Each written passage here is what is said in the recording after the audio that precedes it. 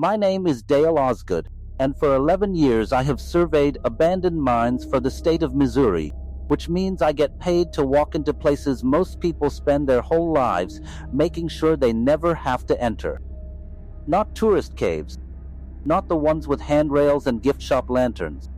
I mean lead and zinc shafts cut into the Ozark hills 100 years ago, half of them missing from any county map. Every one my job to survey before somebody decides whether to seal it or let the hillside finish the job itself. That job is also how I ended up living my life around 6 strange rules that were burned into a mine beam long before I was ever hired, and I am going to tell you exactly what they say. Before I step into any shaft, I tap my multitool against the toe of my boot 3 times. I could not tell you when that started. Renata Kucher, who has run instrumentation on my crew for 6 years, used to say I looked like I was apologizing to my own boots. I told myself it was nothing, a habit any surveyor picks up after enough years underground. That is what I told myself anyway. The 3rd member of our crew was Walt Sievers, a man who had pulled core samples out of Ozark hillsides since before I was born. Walt did not startle. He did not raise his voice. When something underground did not sit right with him, he went still for exactly as long as it took him to decide what to do, and not 1 second longer. I trusted that stillness more than most people's panic. Not black damp, not a bad step in the dark. Not the kind of hazard covered in a certification course. What I am about to describe is not on any safety checklist, and it took 3 separate trips into the same mine to understand that the checklist was never going to save us from it. The mine was called Tannehill, cut into a ridge above the White River in the 1920s, connected somewhere below the 4th level to a natural limestone system nobody had ever properly mapped. We were 41 trips deep into that survey before we found the beam. It was wedged sideways across a flooded gallery above the waterline, propped rather than fixed, no nails holding it in place, like someone had set it there on purpose, walked away. 6 strange rules were burned into the wood, not carved, branded with something hot enough to blacken the grain around each letter. No date, no name, no explanation above or below them. Rule 1. If you find an orange peel on the floor, do not touch it. Leave it exactly where it lies and go back the way you came. I laughed once, a short breath through my nose, because there was no fruit within 400 feet of solid rock. Renata did not laugh. She wrote the words down exactly as they were burned and underlined them twice. For the better part of a year, nothing happened. We surveyed Tannehill's upper levels on a routine schedule, filed our reports, joked about the beam over coffee. Then, on a push into an unlogged gallery on level 6, the air changed. It carried the smell of citrus, sweet and slightly rotten, in a chamber that had never seen a growing thing in 100 years.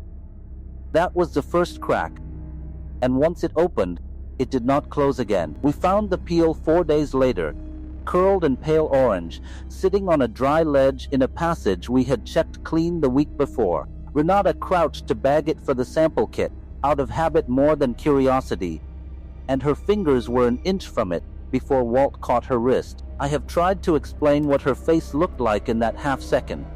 I cannot. It was not fear, it was longing, aimed at a piece of rotting fruit peel on a cave floor. Walt pulled her back 3 full steps before she blinked and asked what was wrong.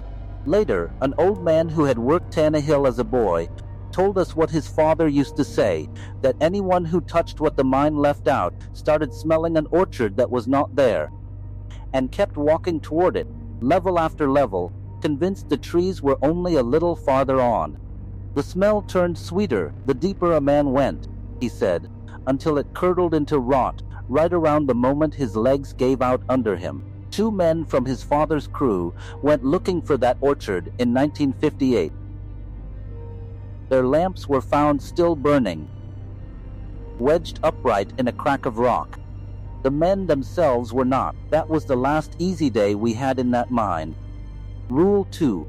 Burn just beneath the first line was the one Walt made us repeat back to him before every trip after that. Never say your own name out loud below the second level. The part I have never told anyone comes next. On a solo pass through level 3, I broke that rule without meaning to, doing what surveyors sometimes do to judge a chamber's size, calling my own name out and timing the return. Dale. I counted the delay. Then I heard it come back a half second after it should have, in my own voice, with the stress on the wrong syllable, like something reciting a word it did not understand. I did not go back to that stretch of tunnel alone again. Rule 3 told us what to do about it, 3 weeks before we ever needed the answer. If you find a door that should not be there, do not open it.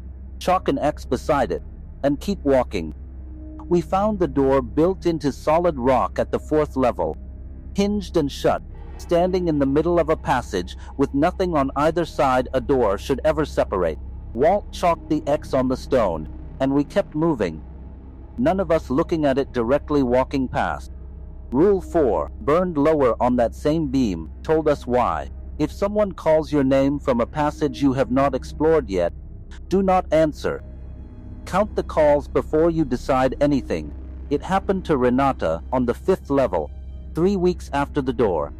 My voice, she said, calling from a side passage we had not yet surveyed, calling her name low and a little flat, the way I actually say it. She counted 4 calls before telling Walt what she was hearing. We had not gone near that passage. I had been standing beside her the whole time. That was the sickening part. The part that did not arrive all at once. It built the way water finds a crack, one call at a time, until we understood that whatever was down there had been listening to us long before we found the beam, waiting for one of us to say a name out loud. The confirmation came on our last coordinated trip into Tannehill, in a chamber off the 6th level we had never logged. Our lamps caught a girl sitting cross-legged against the far wall, no older than 8, holding a brass lantern that had not burned oil in decades. She did not look up right away. When she did, her face held no surprise at all, the way a person looks at you when they have been expecting you for longer than you have been alive. Walt did not move toward her. He held his arm out, flat, the way you stop a car at a crossing. Rule 5 had told us this exact thing without a single word of explanation. If you find a child sitting alone with a lantern, do not sit beside her. Give her the lantern and back away slow. Renata set our spare lamp down within her reach and stepped back with the rest of us, one careful pace at a time. The girl watched the light settle beside her, and something in her posture eased, the way a held breath lets go. We backed out of that chamber without ever turning away from her.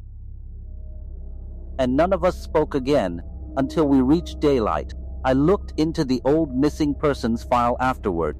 A miner's daughter went missing from a search party at that same mine in 1974 during a rescue that never recovered the men it was sent for. She would be 60 years old now if she had ever aged at all down there. Walt went back into Tannehill alone 8 months later, on a Tuesday, without telling either of us. He left a note on his truck dash saying only that he wanted one more look at that beam. Search teams went in after him for 11 straight days. They found his pack folded neatly at the mouth of the 4th level gallery, beside a door standing open for the first time since we had chalked an X on it. They never found Walt. Rule 6 is the only one I still trust completely. If a moth the size of your palm lands on your lamp and does not fly off, let it ride. It is the last one that will get you out. It led me out myself once, the same trip we lost Walt. Wings beating slow and even against my headlamp glass the whole way to the surface, and I have never explained why its rhythm sounded, for just a moment, exactly like Renata laughing. I still hold the contract on Tannehill. I go back when the county requires it, still tapping my multitool against my boot 3 times, and still living by those 6 strange rules the same way I would follow a doctor's orders I did not fully understand but trusted anyway. Renata took a transfer to a survey crew in Arkansas not long after we lost Walt. and we have not spoken since, not out of anger, just because neither of us knows how to talk about a man whose pack was folded so carefully it looked staged for a photograph nobody took. I have never gone back to that beam to check whether a seventh line has been burned into the wood since Walt disappeared. Some nights I tell myself I will check on the next trip. Then I find a reason to survey a different level instead. I have not worked up the nerve to find out if something down there has started writing rules of its own, or whether that seventh line, if it exists, already has my name burned into it, waiting for the day I finally go down there and answer.